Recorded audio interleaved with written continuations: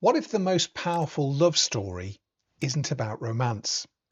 Not about first meetings, not about grand gestures, but about something far more familiar: family. Terms of Endearment isn't just a drama. It's a film that quietly builds, moment by moment, until it hits you in a way very few films do. And the surprising part, you don't always see it coming. Let's take a look.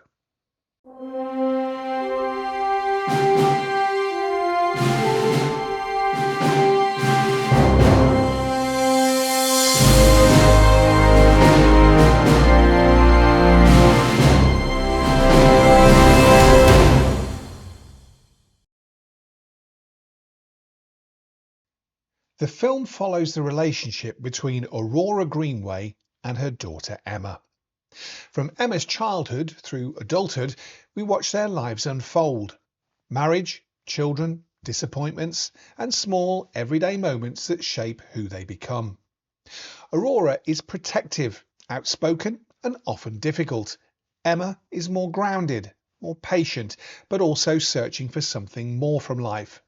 And as the years pass, their relationship shifts. At times close, at times strained, but always connected.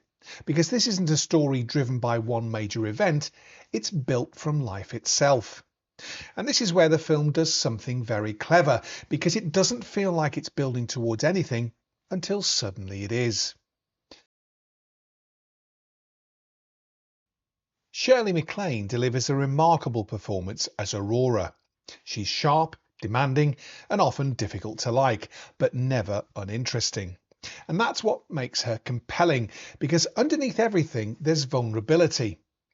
Debra brings a quiet strength to Emma. Her performance feels natural, unforced, and that contrast between the two characters creates a dynamic that feels real, not idealised, not simplified, just honest.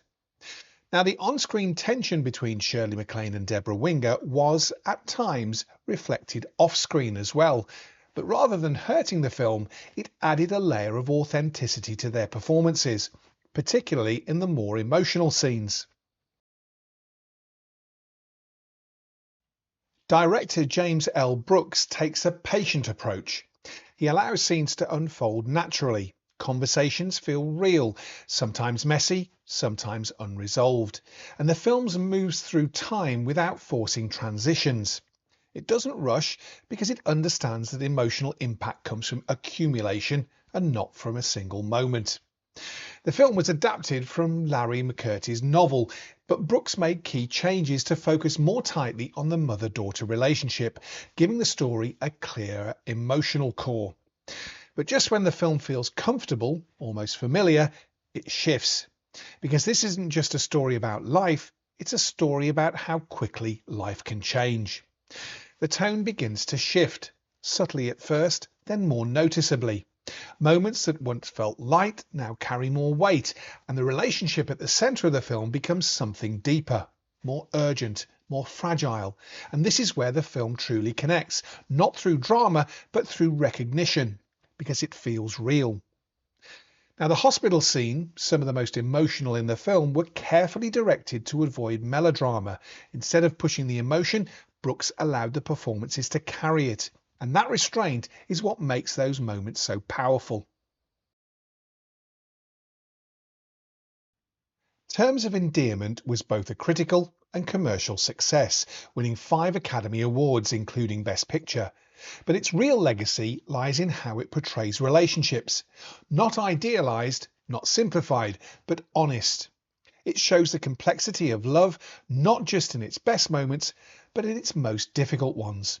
And by the end, you're not thinking about the plot or the structure, you're thinking about people and the moments you don't realise matter until they do. This is a film that stays with you. Not because it tries to, but because it feels true. It doesn't rely on spectacle, it relies on connection, and that's why it still works. If you've never seen Terms of Endearment, it's essential viewing, especially if you appreciate character-driven stories that reflect real life. And if you have, watch it again and notice how the smaller moments carry the greatest weight.